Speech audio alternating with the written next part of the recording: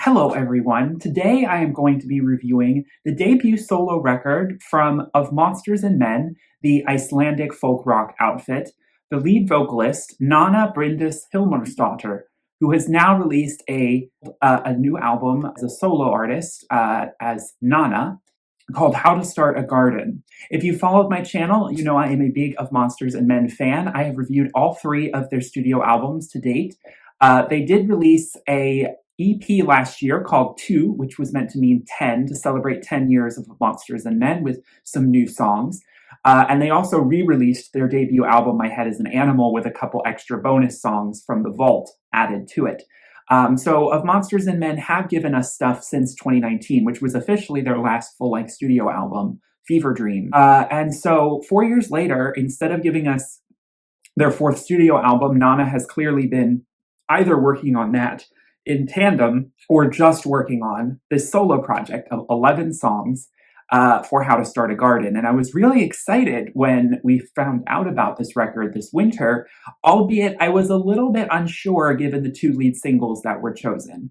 The first song to come out in January was called Godzilla, and although I appreciated a slightly more subdued and wintry, sleepy, kind of deeply melancholic approach from Nanna, I wasn't exactly overwhelmed by the sonic artistry on display. Godzilla is a sleepy number. It has just this warbling guitar chord kind of back and forth on the repetitive nature of the backing of the song. And Nanna's vocals are half awake and despondent. And that is a theme throughout much of this record. She's not really pushing her voice in the front. It's very muted. And that is kind of characteristic of Nanna's vocals, and it is something that I appreciate in her delivery and performance. But perhaps on an album where that's entirely the flavor and palette that we are served sonically, it maybe becomes a little stale. Luckily, there are songs on this record that do bring things to either a higher tempo or a little bit more of a catharsis, which was something melodically I felt like Godzilla was missing. The other song we got, Crybaby, was picking up the tempo. We had the heavier, grungy guitars and a slightly more of a hook coming in through the chorus. It definitely felt like one of the more up-tempo songs on the record, and it is probably the most up-tempo song on the record. But the thing that frustrated me was how muted her vocals were. It felt like they were almost drowning in the guitars, which the guitars weren't even super prominent, but it didn't feel like she was rising above the fray. And it started to get a bit repetitive to me. And so Crybaby and Godzilla both were a little underwhelming, and they had me kind of a little unsure going into this record. What are we going to get here? Am I going to be getting songs that remind me of their opuses like Beneath the Skin, my favorite of Monsters and Men record? Or is this going to feel like a sort of meandering side project that is very acoustic and feels like a little unfinished, a little rougher around the edges? And luckily, I think listening to the whole project, I have a little bit more of an appreciation for the sonic, like I said, using that word sonic palette here. If you look at the album cover, Nanna is wearing bright red amongst a very stark Icelandic winter landscape. I have been to Iceland, and I really want to go back. And of course, of Monsters and Men hail from there. And Nanna speaks about, in talking about this record, this is her pandemic record, how she started making this album when they had to abruptly stop touring. They came back from their tour in Asia in 2020 into lockdown in Iceland, a country that has not that many people, and she especially has this home way out in the countryside. She also has a home in an apartment in Reykjavik, but there's just, a real isolation, especially to the winter, the long winters that they have there. And so much of this album is birthed from isolation in not only COVID, but in one of the loneliest places in the world, Iceland, in the middle of the pandemic. Particularly, luckily, the COVID was kind of coming in the springtime, so it wasn't like she had to go through a full winter of isolation there. But it takes a while for spring to come to Iceland, because it is so far north. And so the idea around How to Start a Garden, for me, thematically, looking at the lyrics, really seems to be speaking of not only metaphorically speaking, figuring out where and how to regrow your life, but also how to figure out a way to make the best of your surroundings when you may feel as though everything has gone to shit, as she says very often in the song. The world's gone to shit, and what are we going to do? How am I going to survive this with you? And how am I going to approach this sort of mentality that was very dark for a lot of people at that point. And she references that when she's talking about the title song, How to Start a Garden. We open up into this record with a melancholic but wistful guitar, and Nanna kind of, again, in a slightly hopeful tone to the melody, but also very forlornly singing about feeling isolated and lonely. I can't believe I missed the bathroom stalls and hotel bars on an airplane trying to get some rest. All I ever wanted to do was sleep on your chest. You are my way out. Am I your way out? Am I not your way out? That your love is not quiet, can't seem to grow a garden.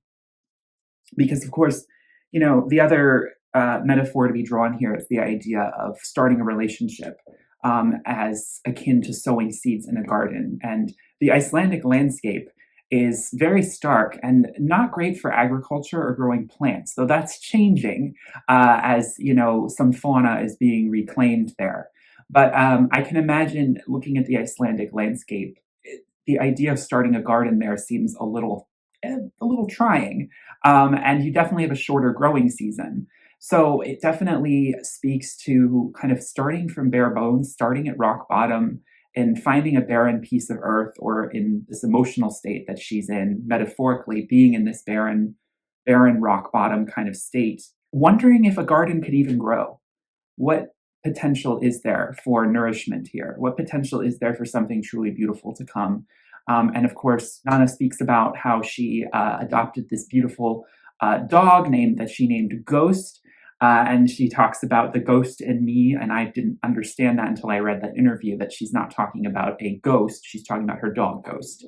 I love the ambiance of this song and how it opens and closes with that.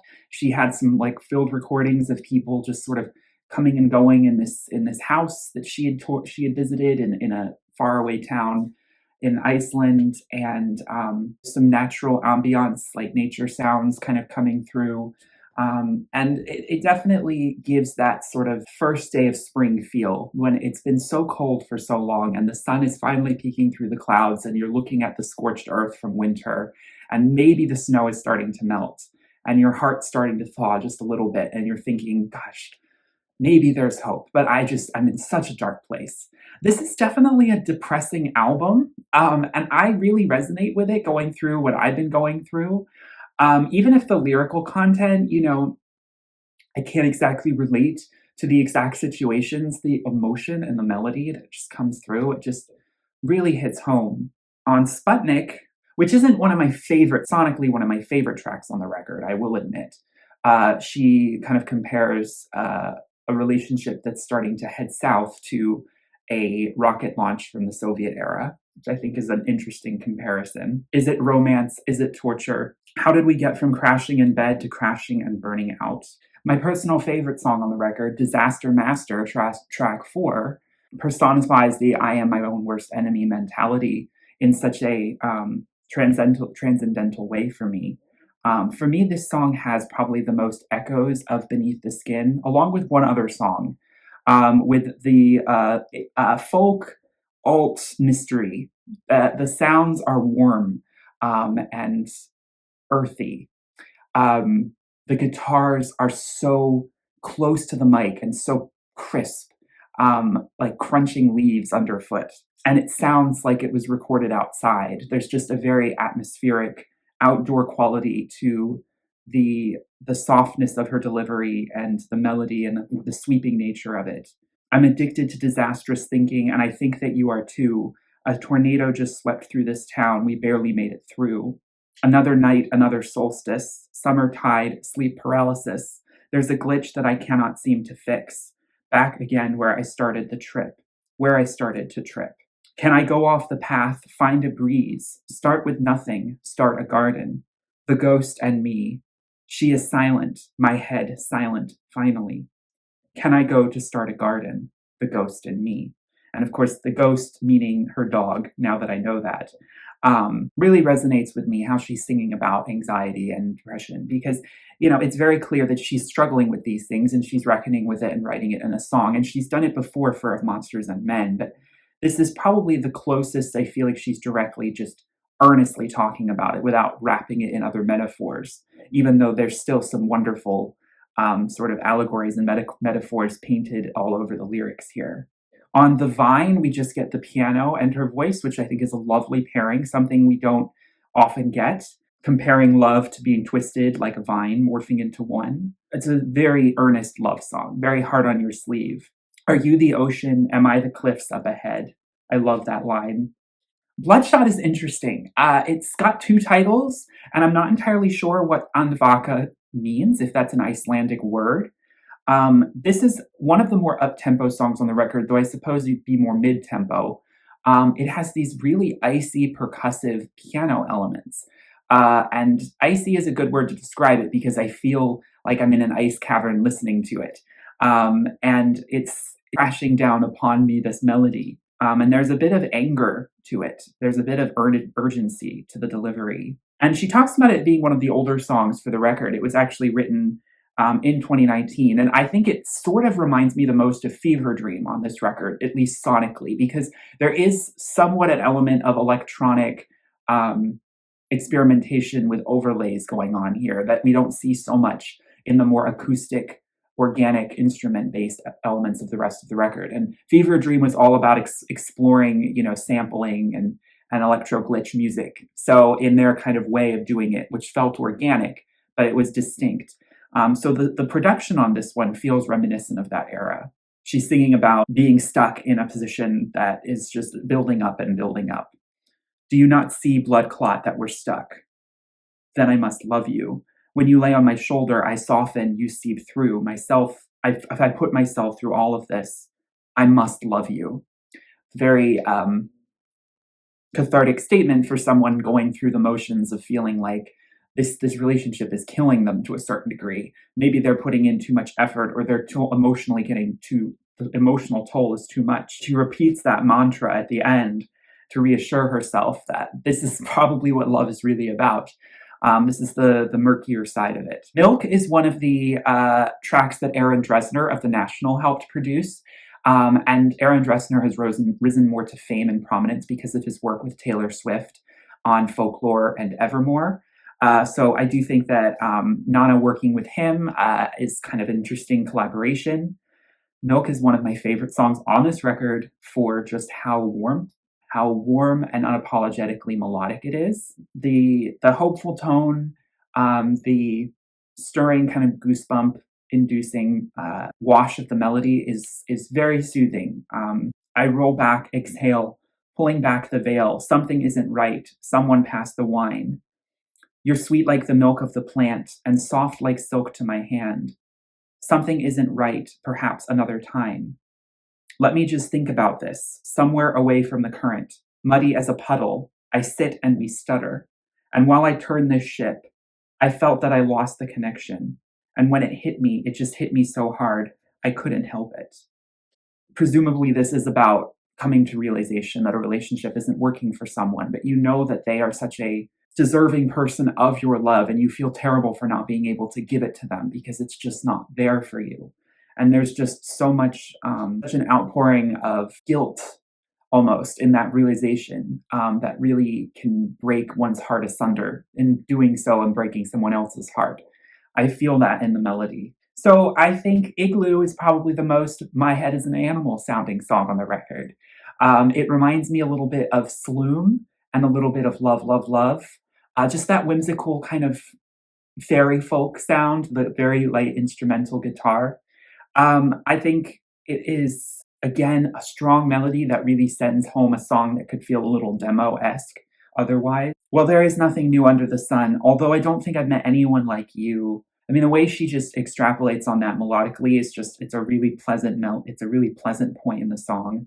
But I just got used to all this pain, so don't ask me to do this again for you. The idea of an igloo and building a place to hide and shelter from the pain and feel some warmth in the snow Obviously, the Icelandic landscape is very winter. The winters in Iceland are rough, so it makes sense that this sort of metaphor would come to mind. It would be very much on my mind most of the time if I was going through an Icelandic winter, because physically and metaphorically, I would look for somewhere for me to be sheltered from the bitter sting of the cold, and also from being lonely. It's not that I'm lonely, but misery sure does love company. That line in particular stuck with me because it really speaks to, just because I'm alone, I don't think I'm alone. I don't feel lonely, but at the same time, I'm not happy. And misery is something that craves, making you feel as though someone else needs to share that with you. There's this longing for either expressing or venting it to someone else or offloading it onto someone else.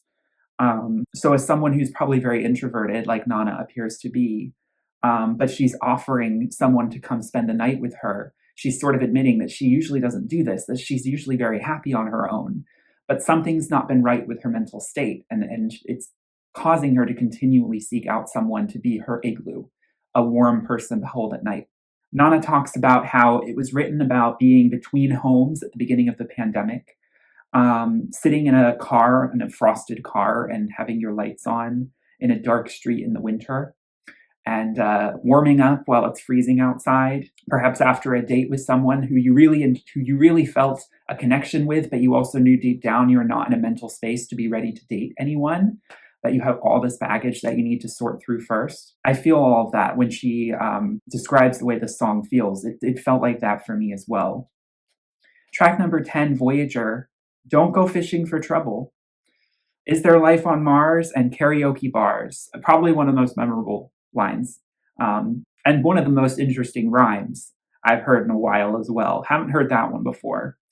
An awkward small talk by the bathroom stalls. So that's not really something I would project onto outer space because it's not something I want in my own personal idea of heaven, which she's sort of, alluding to when she sings about life on Mars and singing about the cosmos and the stars above.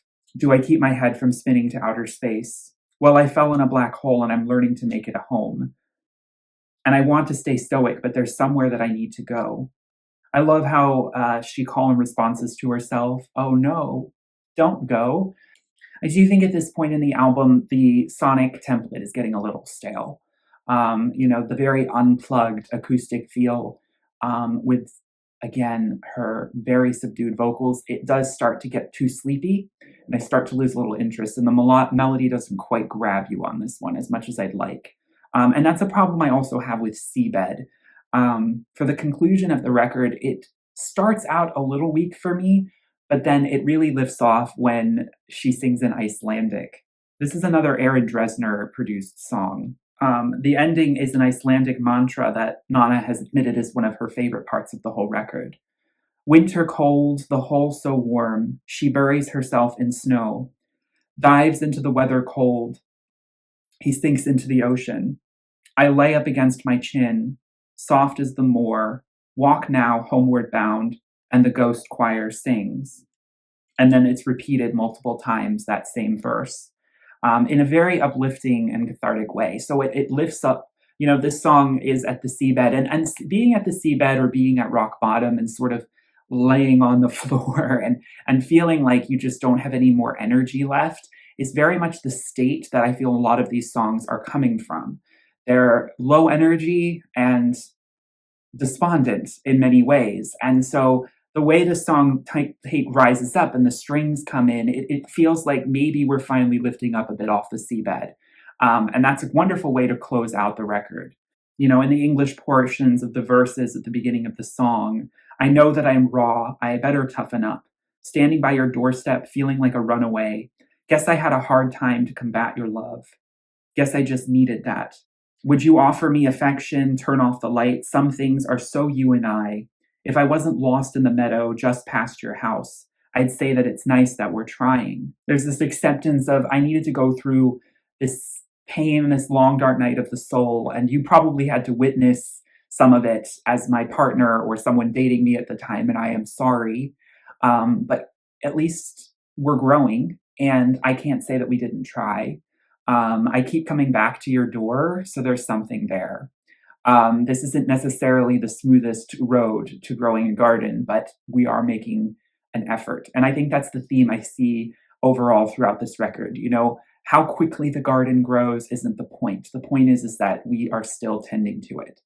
Um, and I just overall take from this record a cathartic, kind of warming, calming, pat yourself on the shoulder for being okay and surviving, particularly the last 3 years, and the pandemic, but also just interpersonal things that might have happened, or just getting older, being, Nana's a couple years older than me. And this is also, a time for her to explore what she is as a solo artist. And there's a lot of that, I think, imbued in the music, because I don't know. I think Nana as a solo artist is a really interesting. I'd love to see Ragnar do his own solo thing too. He's the other lead vocalist of the band. But of course, I definitely want to see a Monsters and Men return. I believe they are working on another album. I don't think it'll come out this year, though. I thought it was at one point, but I think it'll be at least another year or so. But I'm impressed with this record. I wasn't sure what to expect, and I was a little underwhelmed by the two lead singles. And I can see how some people, it's if you had to pick one song off this record, it would be Disaster Master. For me, that song has every best element of this record, kind of tied into one beautiful 4.5, 5 minute song. Because everything else on the record, it's sparse and you have to sort of be in the right mood for it. But I don't know. I know I haven't been reviewing albums as often on this channel, and I was debating whether I was going to give this one a review, but I just felt like I know a lot of people aren't probably going to be talking about this one. Nana is probably going to go under the radar.